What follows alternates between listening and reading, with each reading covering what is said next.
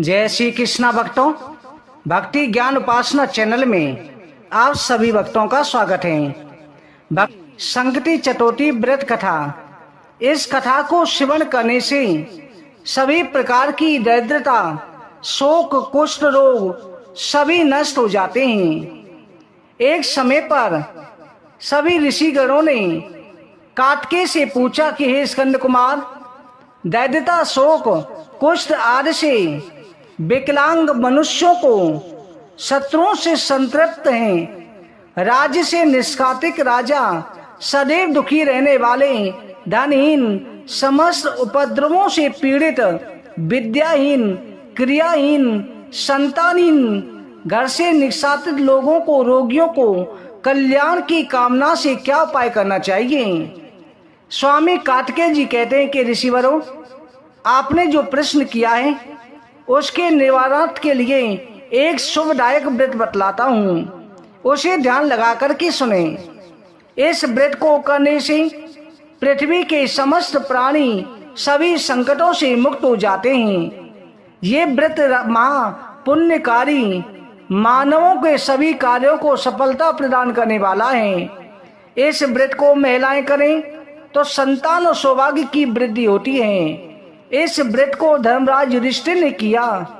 पूर्व काल में राज से निष्कासित होकर के अपने भाइयों के साथ में धर्मराज युधिष्ठिर वन में चले गए।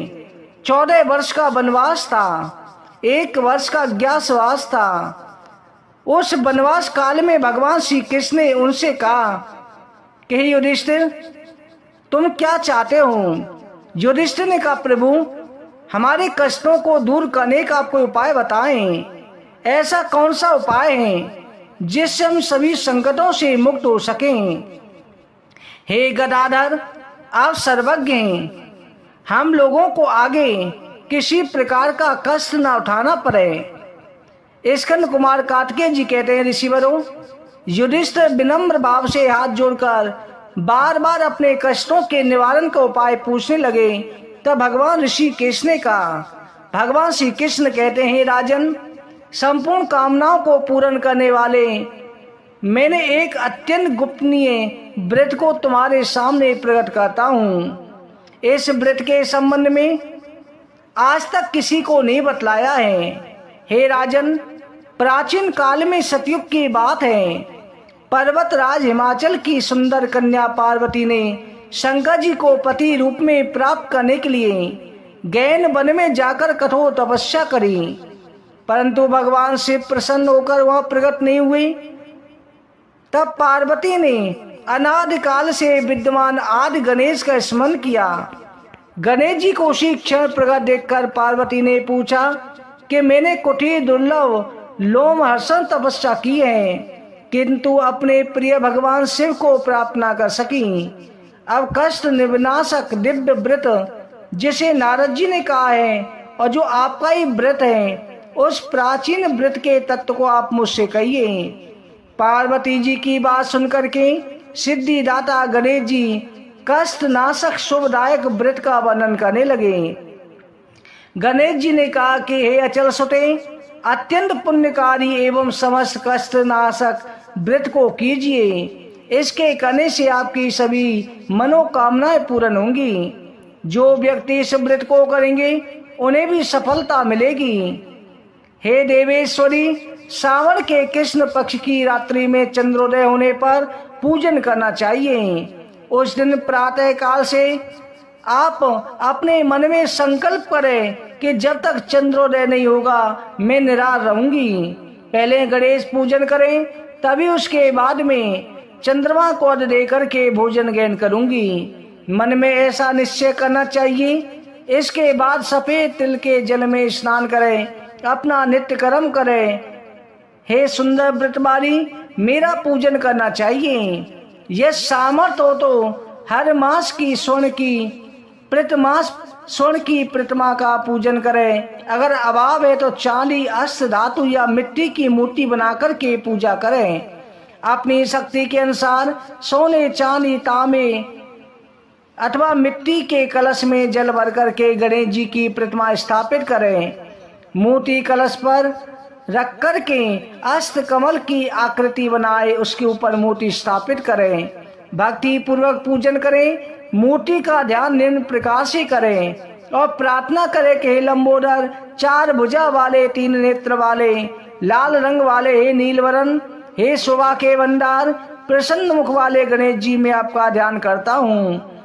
हे गजानन, मैं आपका आह्वान करती हूँ। हे विघ्नराज, आपको प्रणाम है, ये आसन है। हे लंबोदर, आपके लिए ये पाद है। हे संकर्षण, आपके लिए अर्ध है। हे उमापुत्र, ये आपके लिए स्नान के लिए जल है। हे वक्रतुंड, ये आपके लिए आचमन का जल है। हे सूपकर्ण, ये आपके लिए वस्त्र है। हे कुब्ज, ये आपके लिए यज्ञोपवीत है। हे गणेश्वर, ये आपके लिए रोली चंदन है। हे विघ्न विनाशक, ये आपके लिए फूल है। हे विकट, आपके लिए धूप बत्ती है। हे वामन, आपके लिए दीपक है। हे सर्वदेव में, आपके लिए लड्डू का नैवेद्य है। हे सर्वत्र नाशक देव, आपके लिए निमित्त फल है।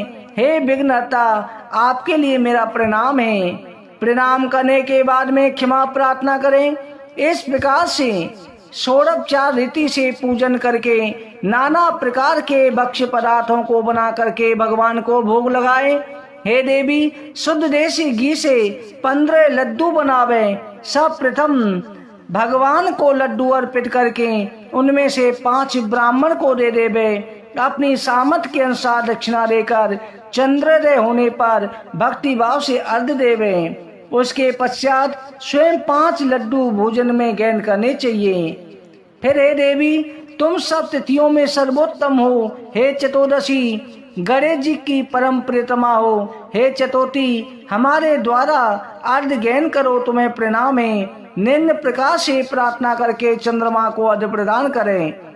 हे क्षीर सागर से उत्पन्न, हे लक्ष्मी के भाई, हे निशाकर, हे रोहिणी सहित, हे शशि, मेरे दिए अर्घ को ग्रहण कीजिए। गणेश जी को इस प्रकार प्रणाम करके, हे लंबोदर, आप संपूर्ण इच्छाओं को पूर्ण करने वाले हैं, आपको प्रणाम है। हे समस्त विघ्नों के नाशक, आप मेरी अभिलाषाओं को पूर्ण करें। तत्पश्चात ब्राह्मण की प्रार्थना करें। हे दुजराज, आपको नमस्कार है, आप साक्षात देव स्वरूप हैं। गणेश जी की प्रसन्नता के लिए हम आपको लड्डू समर्पित कर रहे हैं। आप हम दोनों का उद्धार करो। दक्षिणा सहित इन 5 लड्डुओं को स्वीकार करो। हम आपको नमस्कार करते हैं। इसके बाद ब्राह्मण भोजन करा करके गणेश जी से प्रार्थना करें। यदि इन कार्यों को करने की शक्ति न हो तो भाई बन्नों के साथ दही एवं पूजन से निवेदित पदार्थ का भोजन करें। प्रार्थना करके प्रतिमा का विसर्जन करें। अपने गुरु को अन्न वस्त्र दक्षिणा देकर मूर्ति दे देवे। इस प्रकार से विसर्जन करें। हे देवों में श्रेष्ठ गणेश जी, आप अपने स्थान को प्रस्थान कीजिए। इस व्रत के पूजा के फल को दीजिए। हे सुमुखी, इस प्रकार जीवन भर गणेश जी का व्रत करना चाहिए। यह जन्म भर नहीं कर सके तो 21 वर्ष तक करें। इतना नहीं संभव हो सके तो 1 वर्ष तक 12 महीने के व्रत को करें। यदि इतना भी नहीं कर सके तो वर्ष में 1 महीना इस व्रत को अवश्य करें। श्रावण चतुर्थी को व्रत का उद्यापन करना चाहिए।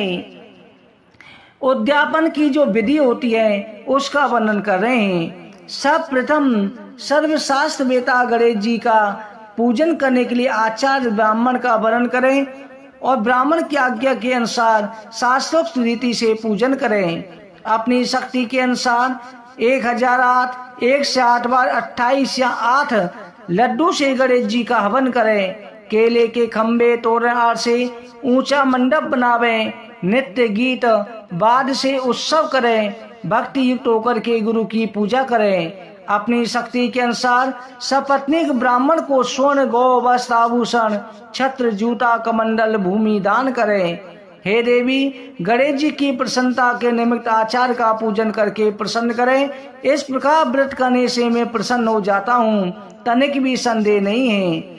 जो लोग मेरी पूजा भक्ति भाव से करते हैं उनकी अभिलाषा में पूर्ण कर देता हूँ। भगवान श्री कृष्ण कहते हैं, युधिष्ठिर, प्राचीन काल से स्वयं गणेश जी ने पार्वती जी से जो ये व्रत का था, पार्वती ने उसी भांति आराधना की जिससे उन्हें सफलता प्राप्त हुई। इसी व्रत के करने से पतिव्रता पार्वती का विवाह शिव जी के साथ में हुआ, जिनके साथ आज तक पार्वती जी गणेश जी कृपा से प्यार करती हैं। हे महाराज युधिष्ठिर, आप भी संकट नाशक व्रत को करें। ये संकटा नाम की चतुर्थी बड़ी शुभकारी है। स्कंद जी कहते हैं कि ऋषिवरों, श्री कृष्ण भगवान के मुख से इस प्रकार संकट नाशक संकटी चतुर्थी का व्रत सुनकर के महर्षि पूर्व काल में राज्य प्राप्ति की कामना से युधिष्ठिर ने इस व्रत को किया। इस व्रत के प्रभाव से उन्होंने संपूर्ण शत्रुओं का विनाश करके राज्य प्राप्त किया। इस व्रत के करने से आर्थ धर्म काम मोक्ष सुलभ होते हैं, मनुष्य की मनोकामनाएं पूर्ण होती हैं। बड़े बड़े शासक पदाधिकारी तक को अपने वश में कर लेते हैं। मनुष्यों पर किसी भी प्रकार का संकट आने पर इस व्रत को करने से संकट मुक्त हो जाते हैं। सीता जी के अन्वेषण के पवन कुमार हनुमान जी ने इस व्रत को किया था। पूर्व काल में राजा बलि ने संकटग्रस्त होने पर रावण ने भी इस व्रत को किया। गौतम पत्नी अहिल्या ने भी पति द्वारा शापग्रस्त होकर पति योग के कारण इस व्रत को किया था।